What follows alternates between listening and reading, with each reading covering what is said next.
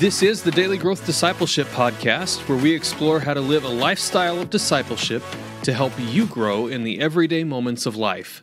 I'm Josh Havens. And I'm Chris Lamberth. The teacher in Ecclesiastes wrote, "For everything there is a season, and a time for every matter under heaven. He has made everything beautiful in its time." God created you to live your life in rhythms.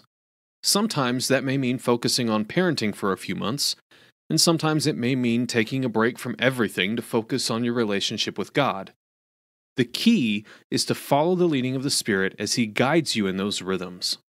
In this chapter, I get to talk to Evan about some of the rhythms that he has created to manage his own life. And that's because rhythms have the potential to be very powerful for helping us develop in our spiritual lives. First, I wanted to know how he developed his first rhythm. And then I wanted to know how that rhythm has changed over the years through the different life stages that he's gone through. And so I think this conversation is really beneficial for helping us develop a lifestyle of discipleship, because a rhythm helps us develop our spiritual lives in such a way that we don't fit Jesus in around the edges, but we make Him the center of all that we do. Okay, Dr. Howard, so how did you develop your first spiritual rhythm? I think maybe it was a video, one of your videos we were watching on rhythms, and you said, like sometimes if, you work on a ranch, if a tree falls and it breaks a fence, you might have to spend some extra time that week doing manual labor. But then as soon as that week's over, the rhythm of that is you go back and you spend maybe a little bit extra time in study and in prayer and in contemplation. Talk to us a little bit about how you have developed your rhythms. How did you maybe first set out and write that first calendar on rhythms? And is it all that much different from what you do today? Yeah, there's a bunch in there. A couple of things. Number one, what I wrote in the beginning, and Sherry and I first, started thinking about this when we first got married, is way different than what we're doing now. And intervening those years is 2 children as well. So, in times we lived in inner cities, in times we lived in suburbs, and now we're in the rural environment. So our geography changes, our responsibilities change, the ways that we make money change, our key relationships. We're now at the age of beginning to take care of elderly parents.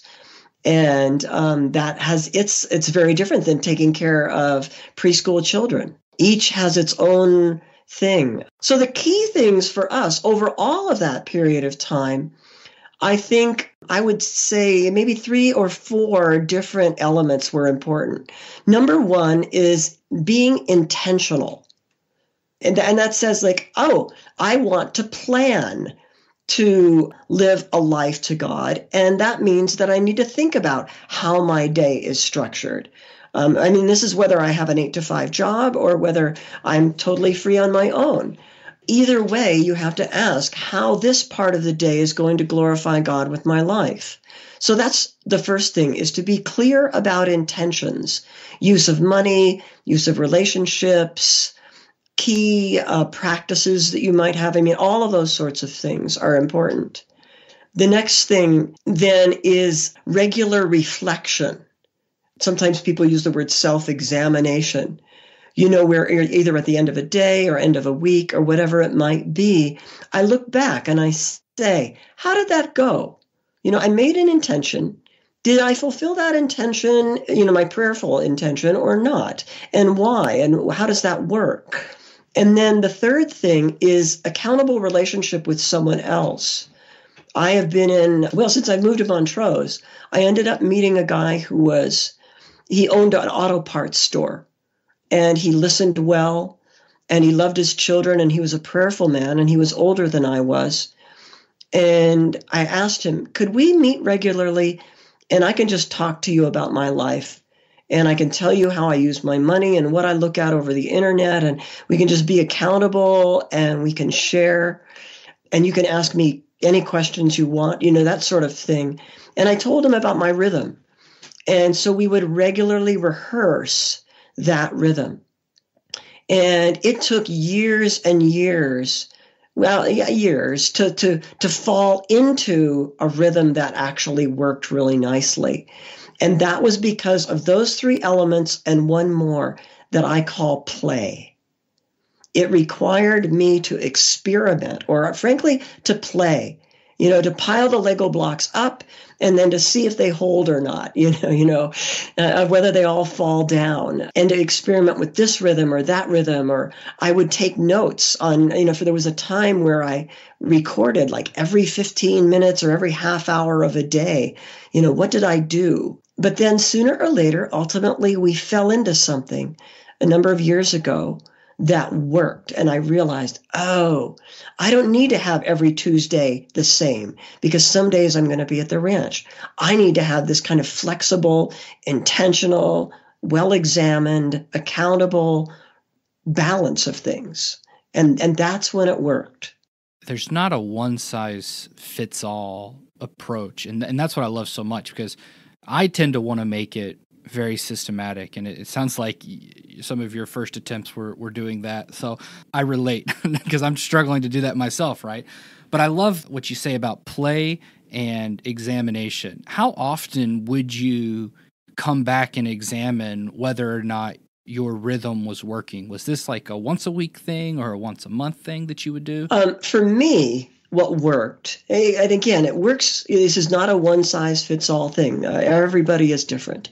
For me, what worked was small reflections at the end of each day that were more almost mathematical. I fall asleep really easy at the end of the day, so I'm not a journaler, that writes these big long things at the end of it, and that's not me. So all I could do is record. What kind of things did I do and how long? And I even had abbreviations for it because it would take less time. Then when I met with Koki each week or every few weeks, then I would recount that. But it's not just a matter of did you do it or not, with some kind of finger wagging, if you know what I mean, where Koki stood over me and said, you didn't do it, that kind of a thing. It was more like, what did you do? How did it go? And what do you think we can do to improve this so that it gives greater glory to God and is appropriate to you? That was the question we would ask constantly, and we still do. And then the third thing was I take regular retreats. Once a month, I go for a day away into a private place. And some of that day, I don't do it every month, but like once every few months, maybe once a quarter, once every 6 months, I review that a bit more thoroughly. Okay, how has this been working? What would happen if we rescheduled this way? Or, I know that, now I'm going to start teaching here. I've got to rework this. Or, I've got a book I contract, and so I need to make room for that. Or this new relationship has come up. And so every once in a while, I review the whole, if you know what I mean. Thank you, Dr. Howard, for giving us a little bit of an insight into your processes and how you created your own spiritual rhythms. It's important to recognize that we may not get this figured out right away. Instead, we need to rely on God's grace to carry us through those times when we're playing or experimenting and trying to figure out exactly which rhythms work for us in our context and in our own lives. Thanks for listening to the Daily Growth Discipleship Podcast. If you want to stay up to date with everything that's happening at Daily Growth, go to dailygrowthdiscipleship.com and subscribe for free.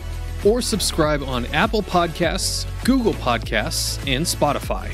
Then check out the next chapter in our conversation where Evan unpacks what he means when he says spiritual formation is a discerning art.